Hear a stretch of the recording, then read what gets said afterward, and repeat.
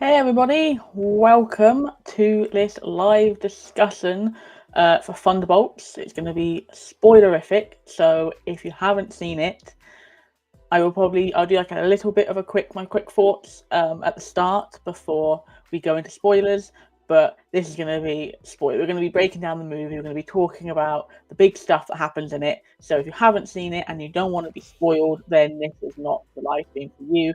This will be uploaded onto YouTube afterwards. So if you want to watch it after you've gone to see it, then it's going to be available for you at this moment in time. If you haven't seen it yet and you're not certain if you want to be spoiled or if you're not on the fence about whether you want to go see it or not, I would avoid this live stream because it's going to be breaking down everything. So, hopefully the mic is okay. Hopefully the mic is picking it up. Who knows if that's the case? We shall see. We shall see. Let me just very quickly. Okay, yeah, that sounds like it's fine. Okay, so we shall see whether people come in or not. But like I said, I will be doing this. I don't know how long it's going to go on for, but we're going to be talking about some stuff. Obviously, I got my book full of stuff that I want to be discussing today because, yeah, this movie we knew was going to have a lot of stuff going in on it leading into Avengers Doomsday because this is one of the last projects we get before Doomsday, but because we know Fantastic Four is set in a whole different time, we know that this is the last movie before Doomsday in its in proper chronological order. So yeah, we knew that was going to go, what was going to happen going forward. But this movie has a lot of things, to to discuss really. So yeah, my thoughts right off the bat, non-spoiler thoughts. Let's give you that before we deep dive into the spoilers. I've seen it 3 times. I absolutely adore this movie. I would like to say as well that I was one of the ones that when it came out, like when they announced they were making it, I was like, I'm going there day one. So I was a true believer from the start, and it gave me the feels of, hey, there's gonna be spoilers though, my dude. So if you haven't seen it and if you don't care about spoilers, that's fine. But yeah, just beware. I will give you my first thoughts before spoiler free, but I will let you know when I go into spoilers. But yes, so I absolutely adore this movie. I felt more of a family dynamic with them than I did with the Avengers ever. Whether that's right or wrong, like I love the Avengers, I love that group of people, but it really did feel like they were just thrust together and they was doing what they had to do to protect people. Whereas these guys, like it was very much like Guardians of the Galaxy with regards to like that found family feeling. And yeah, I absolutely loved it. It's very, very heavy. It's very much focusing on mental health and depression and about feelings of not wanting to be here anymore and how fast and easy the darkness can consume you.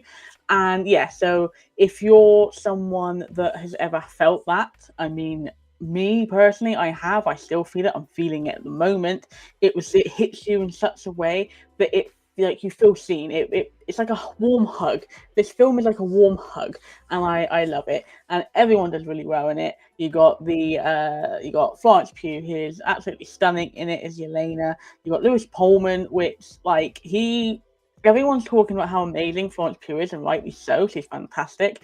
But Lewis Pullman, he just is the heartbeat in this movie, and he's so fantastic as Bob, as the Void, and as Sentry. Like, you could tell each of them were completely different characters. They didn't bleed into one, which I loved and I appreciated. But I thought everyone did really well. David Harbour, Hannah, John Kamen, Wyatt Russell,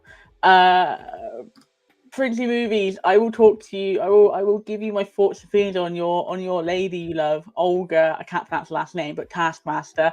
Because oh boy, you ain't gonna be too happy with that. But yeah, everyone does really, really well. So I gave this a 5 out of 5. It's doing well. A lot of people are giving it 5s, 4s, 4.5s.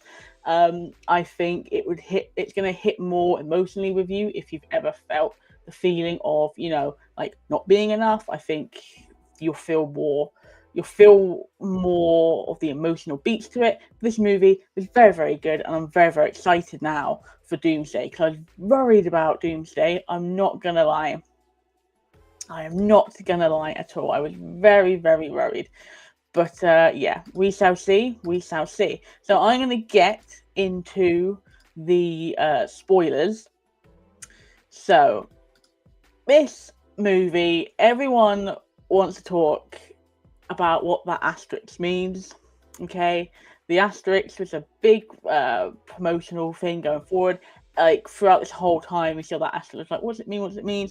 So first things first, the asterisk, that is the new Avengers. They are the new Avengers. Okay. Obviously, at the end of the movie, Valentina is trying to create Sentry to be the new superhero, and that doesn't go to plan. So then these guys save the day, and she's very sneakily brings them in and lures them in and makes them the Avengers. So that is what the asterisk is. They are called the new Avengers. So they are going to be. So they are going, they are going to be the new Avengers going forward. Now, a lot of people got a bit upset with the post-credit scene, especially with Bucky and Sam Wilson, because if you've seen Brave New World, Sam Wilson, he was very reluctant about starting the Avengers again. He didn't want it to be a government-run situationship.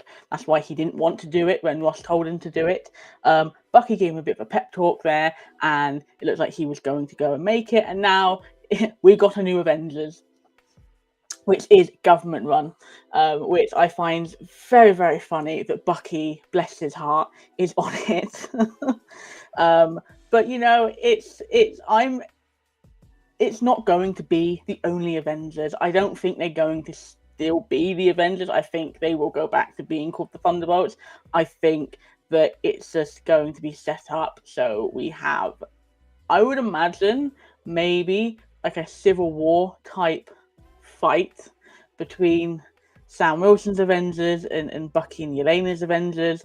And then I think they're going to realize, okay, yeah, we need to work together to stop Doctor Doom, as opposed to just fighting each other. But I think that's really why. I don't think they're going to be the actual Avengers. I think we will still see Sam Wilson's version of Avengers in that movie.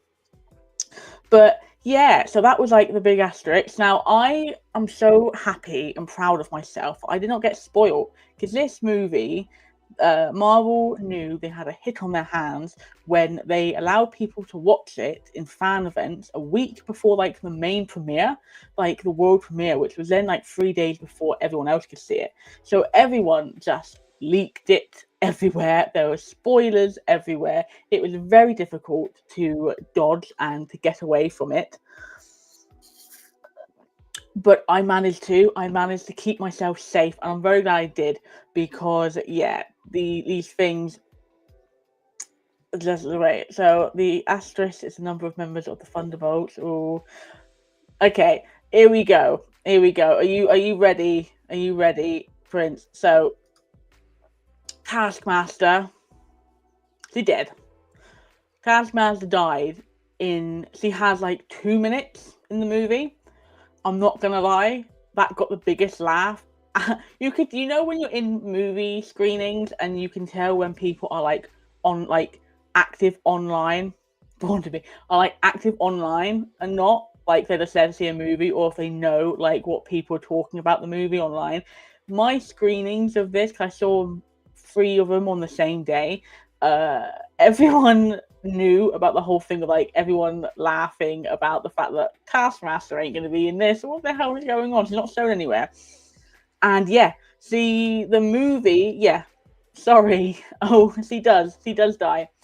The way the movie starts, you have Florence Pugh doing her jump off the building, and then it kind of cuts pretty much very quickly into the vault scene, which is what you see in the trailers, where they meet and they fight each other for the first time, and they're all there to kill each other. Each of them have the other as their mission, because Valentina wants to kill them to burn any evidence that can implicate her as doing any wrongdoing. And yeah, Yelena's left for Ghost. Walker's left for Yelena. Ghost is left for Taskmaster, and Taskmaster's left for John Walker. So they're all there fighting, and it's a very cool fight sequence. Like, the choreography is very, very cool, and Taskmaster just has some cool little fight tricks in there. Like, I will give it to her. Like, she has a little bit. Don't tell me what timestamp. Good job. Yeah. So he has some good fight sequences in it, but literally, like, she opens up her mask for like 1 second to look at Yelena, and that's it. And then she gets shot in the head. Like, like, literally, she's probably in this probably longer than 2 minutes. I would say like no longer than 5 minutes she's in this. And then that's it. No one. There's a little bit of like talking about about her and why Yelena was a little bit affected by it, but that's it. They leave her in that room to burn, and they just be like, peace. They take her stuff and they go. They loot her body and they go. So yeah, Taskmaster doesn't get a good deal in this. But everyone knew that was going to happen as soon as they started to release those trailers, where they just never actually talked about, like, had her name at all. Everyone was like, okay, yeah, she's dead. But it's just, like, that had the biggest laugh out of my audience when she got shot in the head. And that's when I knew that, oh, everyone watching it with me today, they knew that, that this was going to happen. How long is the after credits? What, the credit scene? It's long. I saw online that it's said that it's meant to be like the longest one out there. So there's two. There's like a mid-credit scene, which is like a funny one, where David Harbour's Red Guardian has like a cereal box, and he's trying to sell it to people because he's on the box. But then the main one is obviously after all the credits. I would say it's probably about 3-4 minutes, maybe, which we'll get into now since you asked. And I found it Jake Schreier, who directed Thunderbolts, came out and said that he had nothing to do with this credit scene. This was Russo brothers. This was recent. This was on the set of Doomsday, which makes me believe this is going to be like the opening scene to Doomsday, similar to how Infinity War did it with Thor Ragnarok. I think that's probably what's going to happen. But it's set 14 months after the end of Thunderbolts, which is where they get their name, the New Avengers, and they're in the Avengers Tower, now dubbed the Watchtower, and they are in their little Avenger gear. They got a cool new logo, red and black. It's all very, very stylish. They've all got their new looks. They've all got freaking amazing hair, like Bucky with that wig, like that's just hilarious. And then when it turned to Ghost, and and she had that bob, like, yeah, it was everyone, you could tell they were on like a big budget movie with the way their hair was done, I would say that. But they're talking about the fact that Sam Wilson's not happy that there's a new Avengers, and that he copy marks the name, or tries to file for copyright infringement for the name, which is quite funny, which obviously leads to Alexei having a joke about the fact that they should call themselves Avengers with a Z. It's like funny. It's nice to see them kind of bantering back and forth, everyone, because you fall in love with them as a group. You want to see more of them, so it's great to see that this after credit scene kind of carries on from that, and it's reassuring as well, knowing that this was done by the Russo brothers, that they're not going to kind of, I mean, this is only like a few minutes, like 3 to 4 minutes long, so obviously it could be a completely different type of thing they go with in the movie, but I feel like it's just the fact that they're keeping up with like the fun brother sister dynamics in the team makes me happy that we're probably going to continue that trend in Doomsday. I'm hoping so anyway. But they're talking, they're laughing, they're making jokes and everything, and then they get a notification that there is a extra dimensional space aircraft entering orbit, and they go up, they see what it is, and it is the Fantastic Four ship, and then it ends that way. So Fantastic Four, we now know what's going to happen in Fantastic Four. There was rumors about whether or not they were just going to destroy that world straight away, which then brings them into Doomsday. And I think, that seems to be what the case is.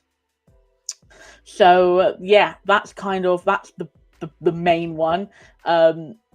Very, very cool. It got a very big reaction. I will say that I know that Marvel has to legally put every bit of music they use in the movie in the credits. But the fact is that before you have this credit scene, which says we're trying to keep really secret, they list the Fantastic Four theme tune as a song they use. So many people in my screenings were like, what the fuck? Like, come on. Like, they spoilt it just before we got to the post-credit scene. So I think maybe they should have swapped it and had that as the middle one and the funny one at the end, which I know why they had to, because it's copyright. They have to legally say what stuff they play in their movies. I found it hilarious that they tried so hard to keep that under wraps that they literally spoiled it like a minute before anyone could watch it. It was very funny. But that's like the post-credit scenes. So you've got the new Avengers going in, and I would imagine that's going to be the people. I imagine that's going to be the first scene to Doomsday, where Reed, Fantastic Four are going to turn up. They're going to be like, this has happened, and they're going to be like, oh shit, hits the fan, people. So that's that part of it. Now let's talk more about kind of individual characters and individual scenes. So Death's Taskmaster, and technically the Void, but not really, because Lewis Pullman's Bob, who is then Sentry, who is then the Void, can't be Sentry without having the Void kind of be in the back of his mind. So while technically the Void is defeated, I can see the Void coming back up again. So really, only ones that died were Taskmaster. I don't think there's anyone else that died. Which, I'm not gonna lie, I predicted Taskmaster would die. I thought David Harbour was gonna die, even though we knew that he was in Doomsday because of the cast. I thought it might be a thing where you're getting different versions of them, either different versions of them or like flashbacks, because they would still be in there to film different stuff. So I thought maybe that was going to be the case, but he didn't die, which I'm kind of happy about, because I love David Harbour. He's so good in it. But so there was this movie, whilst there was no, I wouldn't say real massive stakes, in the fact is that you kind of knew really going in that nothing bad was going to happen to a lot of these people because of Doomsday, and the fact that they obviously told us that they were in it for a reason. So obviously I think they're going to be a big part in Doomsday. You never once felt shortchanged. You never once felt cheated that, like nothing bad's going to happen. Because like I say this, like with Black Widow, the movie Black Widow, everyone knew that this was set before Infinity War. So everyone knew that she wasn't going to die. And they put her in these positions where if this had come out before Infinity War, people probably would think she could die. But there was no real worry, because you knew in the time frame we'd already seen her in these movies, so we knew that. Whereas this one, whilst yes, you kind of knew that they weren't going to die, you still had that worry for them, because it's all mental, baby. It's all mental health, baby. And you're more there to watch them grow and to watch them pull themselves out of the darkness, as opposed to watching them try not to die. You know what I'm saying? So I was happy with that. Feels like schooling. Well, that's what I'm here for, my dude. It didn't feel like there was no stakes, which I'm happy about. And it's something that I'm excited about Doomsday. I'm excited about Fantastic Four. I'm excited about Secret Wars. I'm excited for Spider-Man. I'm excited for stuff going forward in Marvel. But this type of movie, like the ground level MCU, was what I fell in love with when I first watched Marvel. My favorite Marvel movies are like your Captain America, Winter Soldier, the movies that are kind of on the ground. Iron Man, they don't go. They're around. Stuff like that could happen, as opposed to like the big magic, multiverse stuff. So this was it was like bringing me back to those the early MCU, and it really made me want to not have your Doomsday and your Spider-Man and your Fantastic Four right after the other, because I wanted to spend more time with these group of people, and I wanted to spend more time being on the ground level, because I'm very worried that Spider-Man is going to be not ground level. I think because it's right in the middle of Infinity War, of Doomsday and Secret Wars, I think they're going to bring some sort of multiverse aspect into it, like they did with No Way Home. And I loved No Way Home, but there's just something about having the ground level, like the Captain America movies, all of them just have that. They feel real, they feel grounded. The first Avenger movie, even though you had Loki, you had the Chitauri, you had Thor, it still felt grounded. It was before they went off into space, before things started to hit the fan around, in different universes. It just felt more grounded, and I loved that. And that I kind of if what they said, oh, here's a Disney Plus show for them now, I would love it. I really, really would. I just want to spend more time with these people, because they all work so well together. And when you're watching a movie and you can tell that the people that have made the movie have so much fun doing it, it comes across on the screen. And that's what this felt like, very much with the Guardian of the Galaxy movies. You could tell everyone in that group of characters and cast really rooted for each other, really had fun with each other, and that is the same here for Thunderbolts. And it was just so much fun that I absolutely adored it. Absolutely adored it. It's in my top 3 MCU movies made history, and it's in top 5 MCU projects, including Disney Plus shows, because WandaVision's up there. But yeah, I really had such a wonderful time with it, and it's something that I feel like is so this close to one of the biggest movies they're going to make in the MCU. It was really cool to have something so small, really, really cool.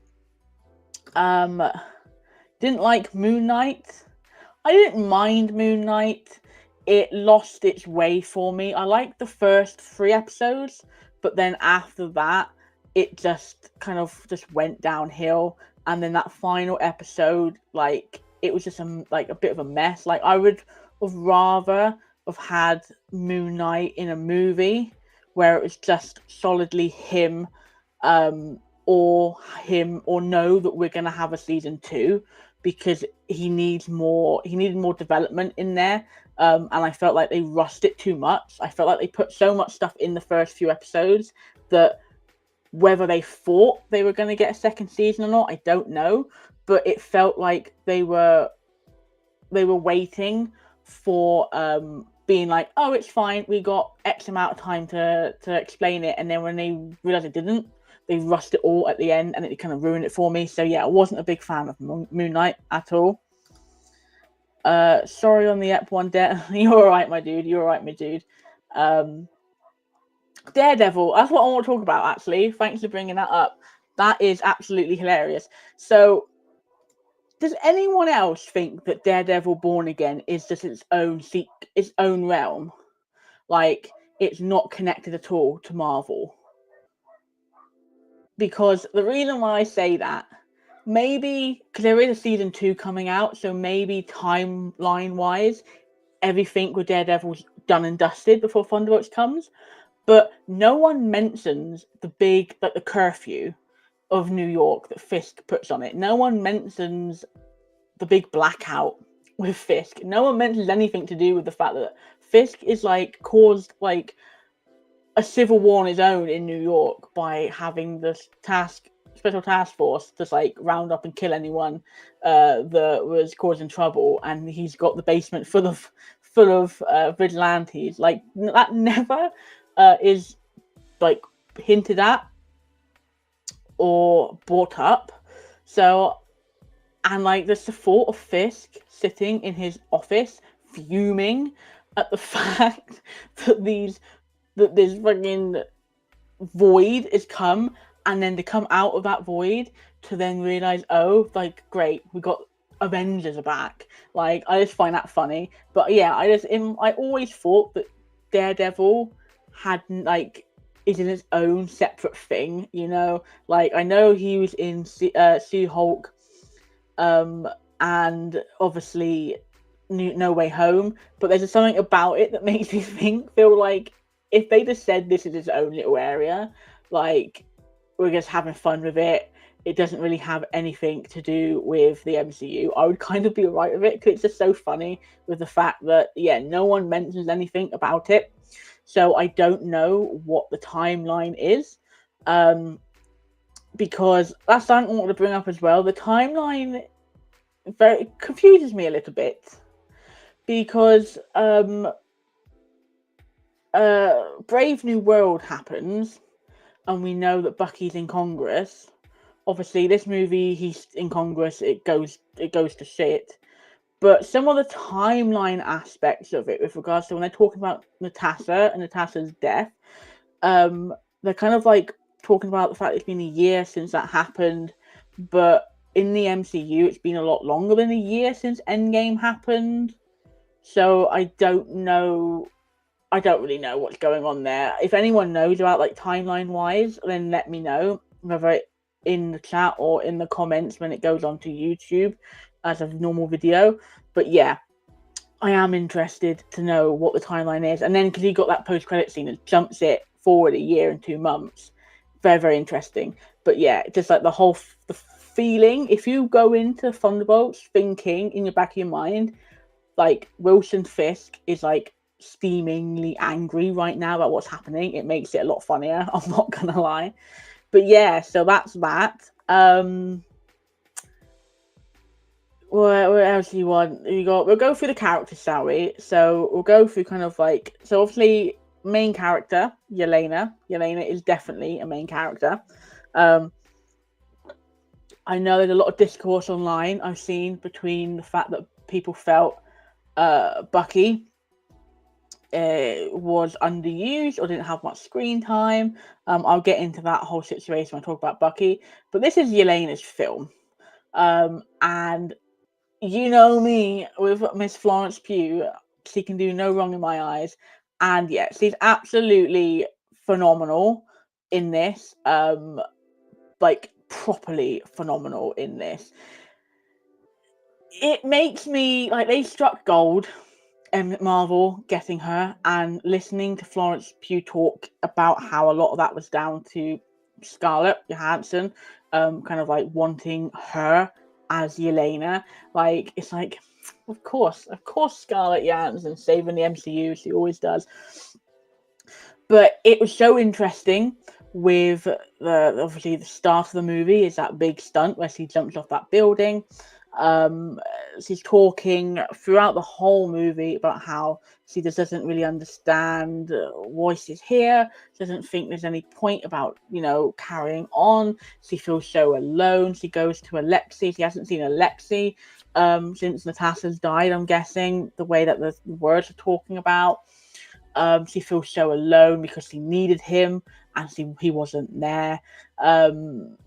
She throws herself into work and she's just not getting any fulfillment out of it. And then that's how she's brought in with the Thunderbolts, is that she is sent by Val to do her one last mission before she can move on to something else that she feels would give her more purpose. And yeah, she's sent there and she's sent there to die, essentially. And she makes friends, guys. She makes friends. And my favorite dynamic in this movie is her and Bob.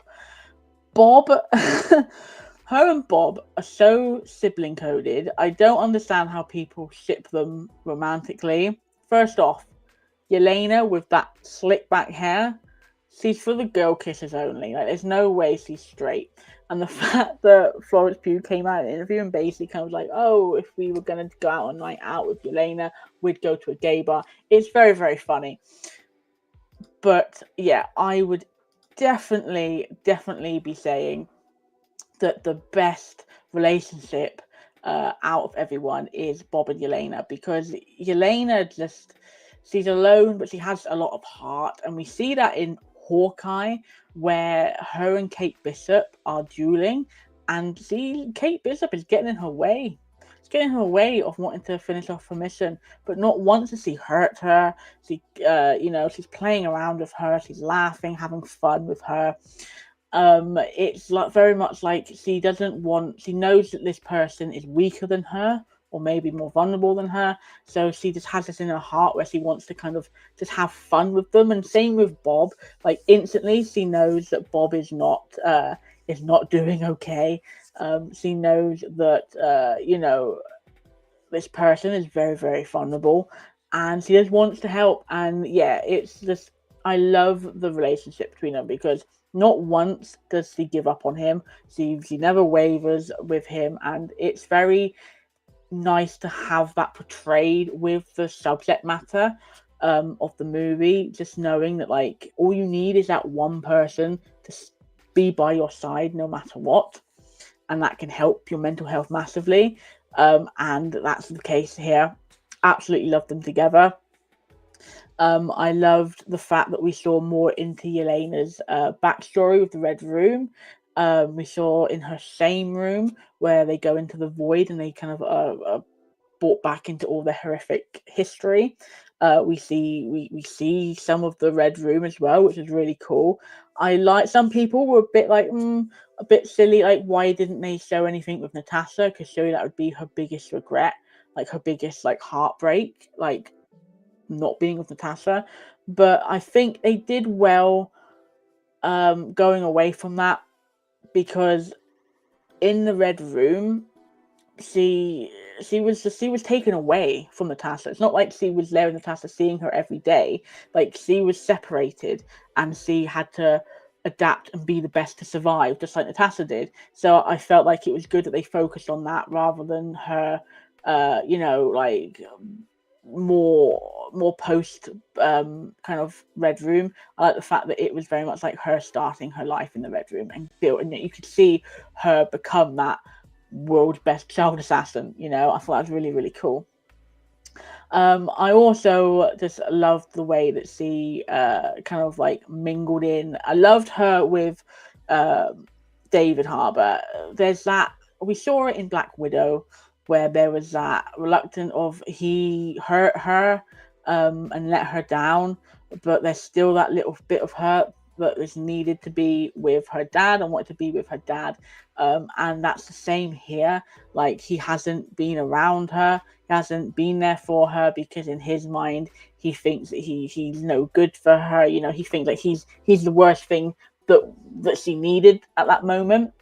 But I loved just the fact that as she is getting more time, and comfortable with him and with the group, she has that light in her eyes back again. And there's a fantastic scene where she's talking with him, and she breaks down to him about how she feels so alone, how she has all these regrets, how she just needed her dad, and he wasn't there. And he just holds her, he tells her about how, I don't see your mistakes, I see you, who you are, and that's what I love about you. It's so heartwarming, and they do such a great thing, such great stuff together. They really, really do. It's just great. I absolutely adore it. Then you got obviously Bucky. So I felt was used perfectly.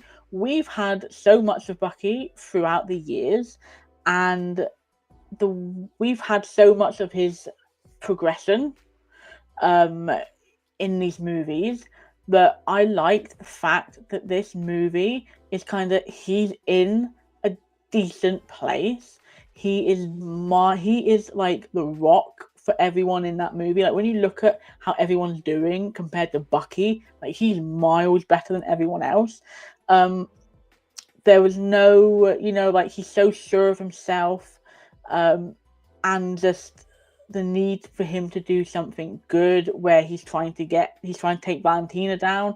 He is just like, I appreciated that, and I like the fact that we had limited time with him, but what we did get with him made sense to the reason why we had limited time with him, because he's living his life. He's in Congress. He's got a job. He's got his house. He's dealing with things, and he's at that point where I think he's always wanted to be, which is he's a member of society. He's doing good in that society, and I love that. And I think if we had the movie all about him, one, it would be rehashing the same stuff that we've already known. But two, I feel like for him to carry a movie so long, they would have to do things to kind of put him up and down, up and down. And I like the fact that he has his bumps in this movie, but the majority of the time, like, he's so sure of himself, and I just love that character development. Like, he's a hero, and I just love it. A lot of people upset with him and Sam in the post-credit scene. I don't think it's anything too serious. I think they're doing it so then we can have a big fight between the two Avenger gangs, and then I think they're going to be realized, oh shit, we need to actually focus on something big rather than just fighting against ourselves. I think that's why they did it. I don't think it's going to be the case of Sam Wilson and Bucky Barnes are going to be enemies. I just think that, hey, they didn't see eye to eye. They never really did. They've always had that kind of bickering relationship. And I think that people that are attacking Sam Wilson for not being happy for Bucky, it's not so much not being happy for Bucky. I think it's more the fact that he's never wanted the Avenger name to be under government rule, and that is what's happened now. I think that's what it is. So I'm interested to see how they regroup and do things together on Doomsday. We have Ghost. Ghost was a big thing for me. Okay, Ghost was big, and the reason why Ghost was big for me was because I was never a big fan of Ant-Man and the Wasp. I'm never a big fan of that movie, and I liked what like her character in that. The fact that she was just like falling apart. Essentially, she was dying. It just kind of felt, because I didn't enjoy the movie, I just didn't really care so much about that character. But I love the redesign of her. Her suit in this is probably one of my favorite suits of in the MCU that we've had redone. I think it's really, really cool. And I just love now she's cured. She's not having that sense of impenetrable doom of dying, that she's so sure of herself as well, and that she is so powerful in herself, that she's so cool in this movie. And I came out of this being a Ghost fan. Okay, I'm so excited to see Ava be in Doomsday. I think I really want to see her and Scott kind of like talk and have like a big discussion. I'm really interested about that. I'm really interested as well to see what's going on with kind of like who she's going to be closest with in the Thunderbolts. I think that her and Yelena will have a great relationship, like a sisterly relationship. I think that's gonna be really cool. But I also think like she's gonna have a great partnership with John Walker because we see like seeds of that in this movie. And it's just one that I just really, really, really enjoyed her character. I thought she was great, and I was very looking forward to seeing her evolve. Speaking of John Walker, he was one that everyone loves to hate John Walker because he's so well written in Falcon and Winter Soldier to hate him that coming into this one, yes, he's still very harsh. He's very standoffish. He still carries that air with him, but to actually be able to have like the focus on him not being Captain America and him just trying to deal with the shit that he's put himself in. Let's be honest, he's done it himself. And to realize that that's who he is. He's a military man. Like he's all to do with missions and how that's impacted him.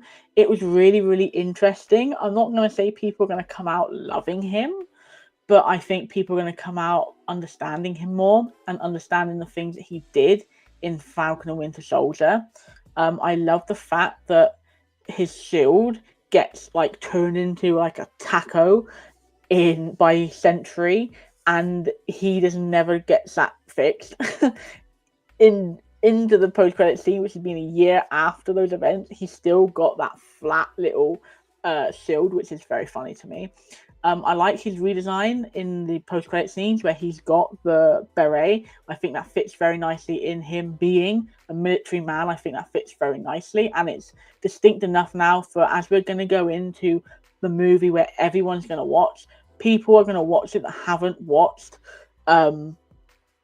this movie, that probably hasn't watched Falcon Winter Soldier, and I think having something distinctly him that you can tell instantly that's US Agent as a part of being like, is he like there's another Captain America type thing? I think that's a very smart move, and I'm happy for that. I'm excited to see where he goes. We have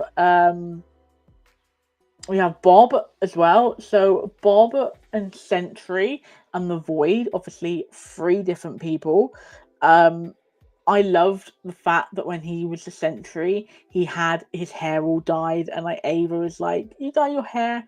It's just something like he is he was like the poster boy, and it was so funny to kind of be like, yeah, like I could see that happening in Marvel movies, like test screenings and being like, do you think he looks good enough? Do you think that suit looks good enough for that character? I think he needs to be more commercially available, that sort of thing. Like I thought it was very, very funny the way they did that. He did, like I said, Lewis Pullman was the heart of this movie. Absolutely phenomenal, fantastic. Absolutely loved it, and loved him in it. I love the fact that Bob is just like a little cinnamon roll.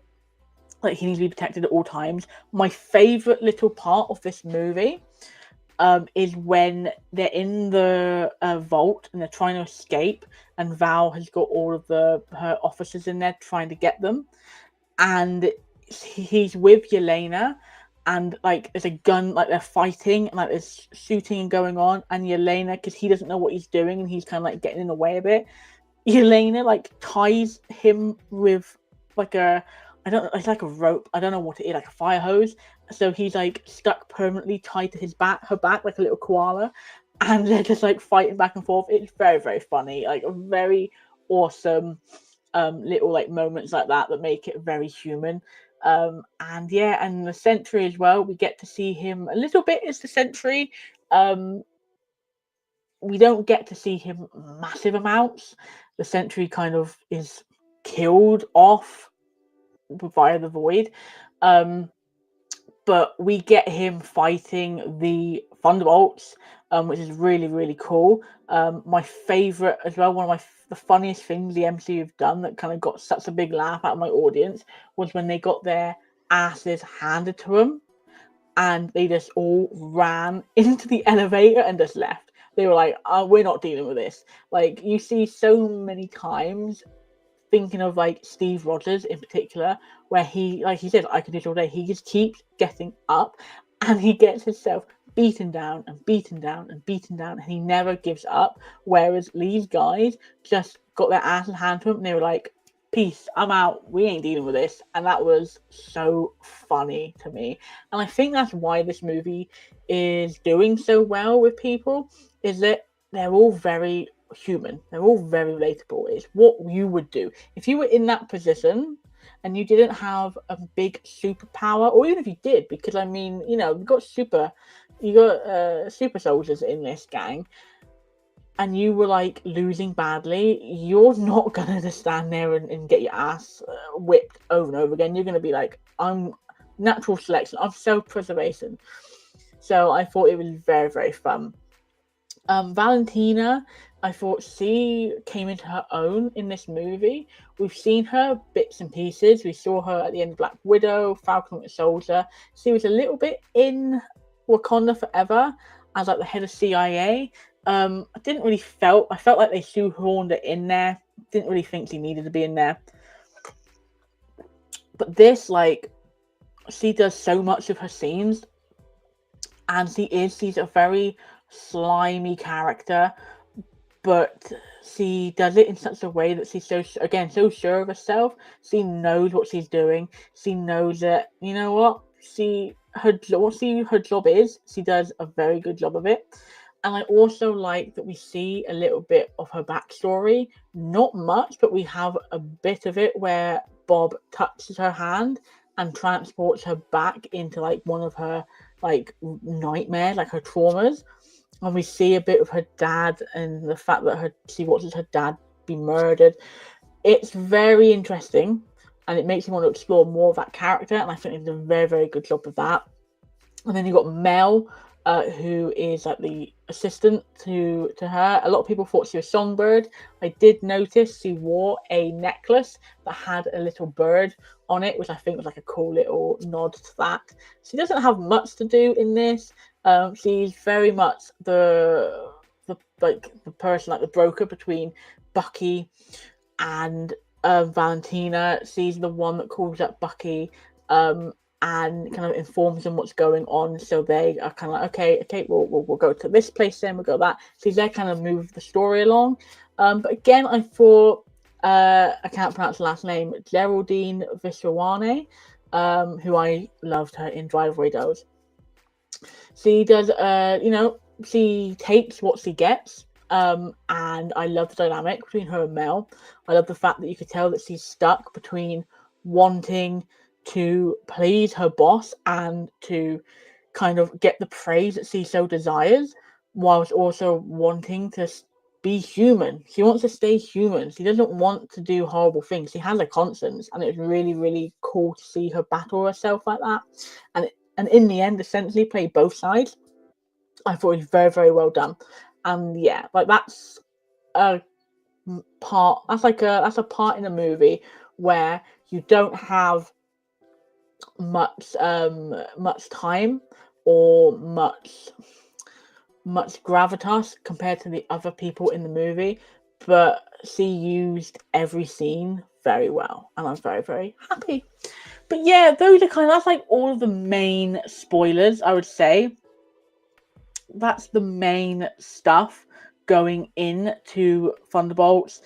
I wasn't going to do like a play-by-play of the whole movie. Go see it. Like I said, seen it 3 times already. We'll see it definitely a 4th time, probably a 5th, maybe a 6th. Because I'm taking my friend to see it, and then I will probably see it a few times as well after that, because I love it so much. And yeah, I have had a great time with it. And like I said, it's definitely top 3 Marvel movies. This is number 3, then it's Infinity War, and then Captain America Winter Soldier. With regards to the whole MCU with Disney Plus, I would probably put it maybe 4th, because WandaVision is up there for me. But yeah, I had a fantastic time, and just it hit me very hard in the feels, and I hope that people will leave there feeling like they've just been given a hug, because that's what it felt like. It felt like you got a warm hug from it. But I absolutely adored this movie. Thank you for people that joined in this live stream. Like I said, this is going to then go on to the channel, so yeah, we shall see how it goes. But yeah, thank you very much for watching. I know not being super active on YouTube. The main reason for that is just there's a lot going on. I'm doing a lot of stuff with my Instagram. There's a lot of stuff happening, so it can be quite difficult to kind of carve out time for the YouTube, because it does, when I do these videos, it does take a long time to get everything set up and ready. But I enjoy myself here, so thank you so much for watching. Subscribe if you haven't already, and yeah, comment down below if there's anything I've missed with regards to spoilers. If there's anything that you think maybe people should know about that I haven't talked about, then yeah, let me know. But thank you so much for watching, and yeah, I'll see you at the next one. Goodbye.